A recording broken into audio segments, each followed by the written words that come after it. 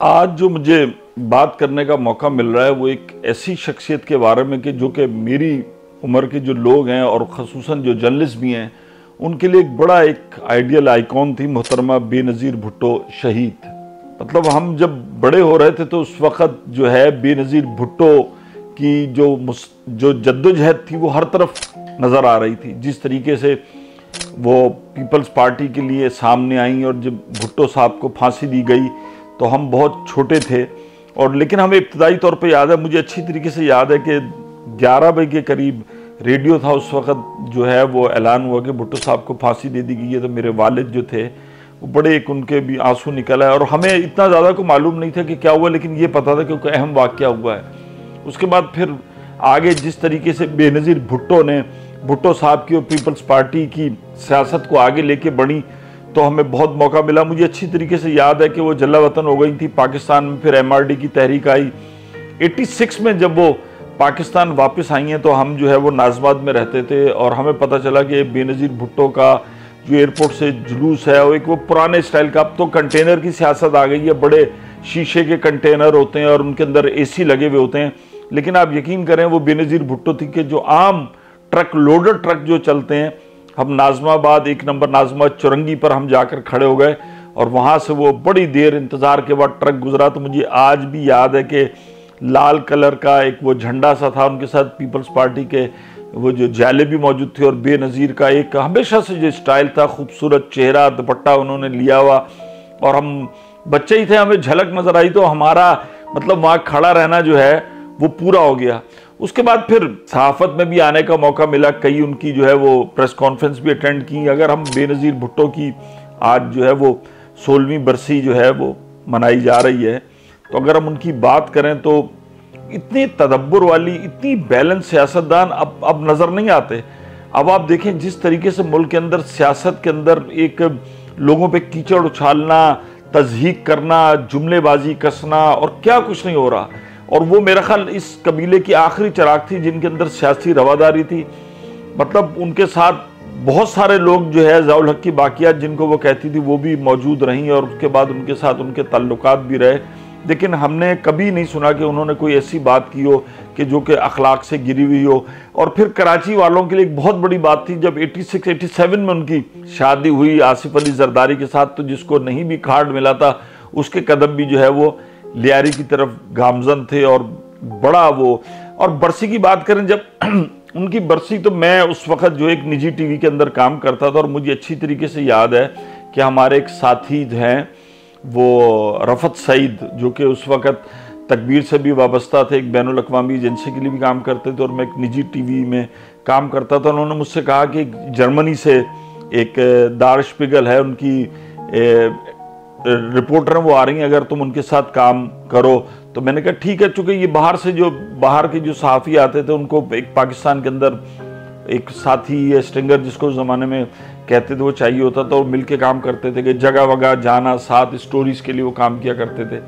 तो मुझे अच्छी तरह याद है कि मैं उन खातून से मिला और वो बड़ी, उन्होंने कहा कि वो वॉर रिपोर्टर थी बैरूत लबनान में इधर वगैरह सब। तो रात में वो मेरे साथ गई और हमने जो है आपका कार्ड वार्ड सिक्योरिटी के जो कार्ड थे वो बनवाए और सब कुछ थे। तो सुबह 5 बजे के करीब मैं कराची प्रेस क्लब में बाहर, वहाँ से हमें कहा गया कि हम जी बसों में ज़रा साथ जाएंगे। तो कराची प्रेस क्लब के बाहर मैं फुटपाथ पे बैठा हुआ था और बहुत सारे जर्नलिस्ट भी मौजूद थे। तो हमारा सफ़र जो है वो सुबह में शुरू हुआ, हम बस में बैठे और पूरे कराची के अंदर हर तरफ जाले। शारा फैसल की अगर हम बात करें तो तमाम चीज़ें जो हैं, झंडे लगे हुए थे, बैनर लगे हुए थे। जब हम पहुंचे और कोई हंगामा नहीं, कुछ नहीं, ओल्ड टर्मिनल पे उनका बीबी का जहाज़ आना था तो हम भी सुबह से वहाँ खड़े हुए थे। बल्कि मुझे ऑफिस से फ़ोन आया कि भाई हालात कैसे हैं, तो मैंने कहा कोई ऐसे नहीं है, सब कुछ है। जाले मुझे अच्छी तरह याद है कि खम्भों पे चढ़ गए और बैनुल अक़वामी मीडिया भी बहुत ज़्यादा मौजूद था। मैं जिनके साथ काम कर रहा था वो फोटोग्राफर भी थे और ख़ातून थी, उन्होंने पिक्चर्स वगैरह ली और उस वक्त एक रौनक थी पाकिस्तान उस ज़माने में। बेगम आबदा हुसैन, फ़खर इमाम और जितने बड़े लीडर थे, निसार खोड़ो, यूसुफ रज़ा गिलानी और पता नहीं कौन कौन, सब वहाँ पर बहुत पहले मौजूद थे। और जिसके बाद जो है कि सब इस इंतज़ार में थे कि कब बीबी का जहाज़ उतरे और एक रौनक थी। और हम जर्नलिस्ट जो थे कभी कहीं बैठ जाते थे, कभी कहीं बैठ जाते थे, और ये तमाम सिलसिला जारी था। दोपहर के बाद जाके कहीं बीबी का जहाज़ उतरा है, और जिस तरीके से फिर वो ट्रक में अंदर से आई तो एक जम्मे गफ़ीर था और बड़ा जोश व जज्बा। और मतलब वो 18 अक्टूबर का जो दिन है वो हमारी समातों में ऐसे महफूज और हमेशा रहेगा। और उसके बाद वो काफ़िला निकला और इस तरीके से, और मज़ार कायद पे जलसा था जहाँ पे बीबी को जाके खिताब करना था। दोपहर के बाद उनका जहाज़ आया और इतना सुस्त रवि का शिकार था वो। ज़ाहिर बात इतने लोग थे कि जिसकी को हद नहीं, कि लोग आहिस्ता आहिस्ता चल रहे थे और हमें नहीं पता था दोपहर के बाद जाके कि वो निकले हम एयरपोर्ट से। और आहिस्ता एक जो हमारे होते हैं इस किस्म के जो जलसे जुलूस होते हैं, तो हम जर्नलिस्ट आपस में ग्रुपों में हंसी मजाक भी चल रहा है, सब कुछ है, कवरेज भी है। हमें बिल्कुल अंदाज़ा नहीं था कि आगे जो है एक इतना बड़ा हादसा जो है वो हमारा इंतज़ार कर रहा है। वही हुआ कि मगरिब के वक्त, कुछ उससे पहले उस टाइम पर जब हम कारसाज पर पहुँचे हैं, तो फिर एकदम से जो धमाके की आवाज़ आई, वो धमाका आज भी मेरी समातों में कहीं ना कहीं महफूज है। और उसकी जो आवाज़ है वो तेज़ी के साथ सुनाई देती है। हमारे बहुत सारे दोस्त उसमें कैमरामैन थे, वो शहीद भी हुए, और हमारे बहुत सारे साथियों को जो है उसमें ज़ख़म भी आए, और सब कुछ हुआ। और एक समझ नहीं आ रहा था, एक चीख पुकार का आलम था कि कोई किधर भाग रहा था, कोई किधर भाग रहा था। और बीबी को बड़ी हिफाजत के साथ जो है जैसे वहाँ से निकाला गया। और वो मंज़र आज भी आँखों के सामने है कि जब बीबी को वहाँ से ले जाया गया तो एक हर तरफ मतलब तकरीबन 136 के करीब अफराद जो थे, मेरे ख्याल उस हादसे में अपनी जान से हाथ धो बैठे।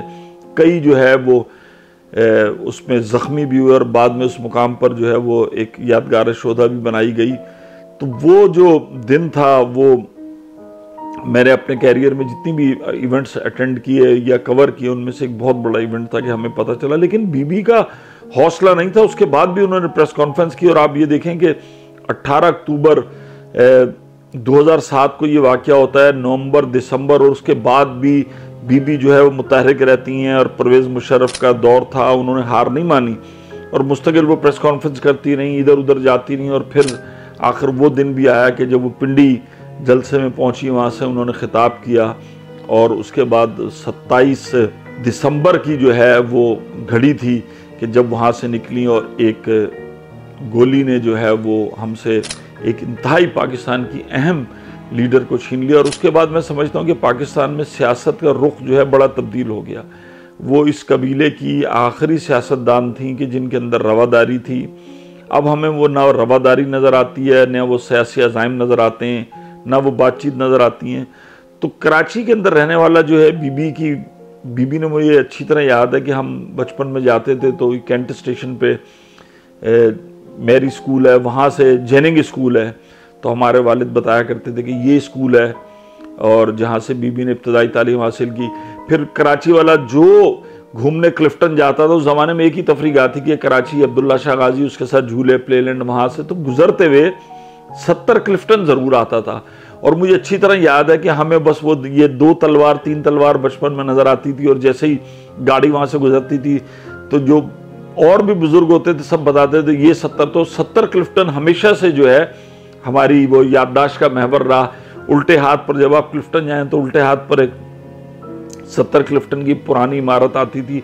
बाद में उस 70 क्लिफ्टन में जाना भी हुआ बहुत सारे। तो बीबी के अगर हम बात करें तो 4 बहन भाई थे, जिसमें बीबी जो है वो सबसे बड़ी थी। उसके बाद मुर्तज़ा भुट्टो थे, उसके बाद सनम, फिर शाहनवाज। और बीबी की ज़िंदगी के अंदर ही जो है वो उनके 2 भाई भी अपनी जान से हाथ धो बैठे, और उसके बाद सनम भुट्टो तो अभी तक हयात हैं। तो बीबी का अपने बहन भाइयों के साथ भी बड़ा अच्छा था। और पाकिस्तान सियासत की एक ऐसी वर्सटाइल और सबसे बड़ी बात यह कि 35 साल की उम्र में दुनिया की कम उम्र तरीन पहली खातून वज़ीर आज़म बनी, और पाकिस्तान को ये एजाज़ हमेशा हासिल रहेगा। और उनके सियासी चीज़ें जो थी, आप बिल्कुल उनकी सियासी बसीरत से इनकार नहीं किया जा सकता। और उन्होंने जो मार्शल के ख़िलाफ़ जो की, उन्होंने हमेशा सियासी जद्दोजहद पर जोर दिया। उन्होंने कभी भी तशद्दुद का रास्ता इख्तियार नहीं किया, जबकि उनके भाई मीर मुर्तज़ा भुट्टो ने अल-जुल्फ़कार और इस किस्म की जो है, लेकिन उनसे भी उनकी कभी बनी नहीं। वो हमेशा उनको ये समझाती रही कि सियासी मकासद और सियासी बदले जो है वो सियासत के ज़रिए लिए जाती हैं। और मोहतरमा आखिर वक्त तक इसके ऊपर कारबंद रही। उन्होंने तमाम मसाइल का हल जो है वो सियासत के ज़रिए किया, और हद तो ये है कि उन्होंने अपनी जान भी एक सियासी मकसद के लिए अपनी पेश कर दी और वो शहीद हो गई। लेकिन आज भी जो है वो पीपल्स पार्टी हो या कोई भी हो, बेनज़ीर भुट्टो की लेगेसी है। बिलावल भुट्टो यकीनन उनके साहबजादे जो हैं इस वक्त, और उनके शौहर आसिफ अली जरदारी पाकिस्तान के अंदर सियासत के पीपल्स पार्टी के महवर हैं। लेकिन भुट्टो की जो लेगेसी थी उसको बेनज़ीर ने आगे चढ़ाया, और बेनज़ीर पाकिस्तान की उन गिने चुने सियासतदानों में से है कि जिनके बग़ैर पाकिस्तान की सियासी तारीख़, जिनका तस्करा किए बग़ैर, जिनको याद किए बग़ैर पाकिस्तान की सियासी तारीख़ कभी भी पूरी नहीं होगी, और उनको हमेशा याद किया जाएगा।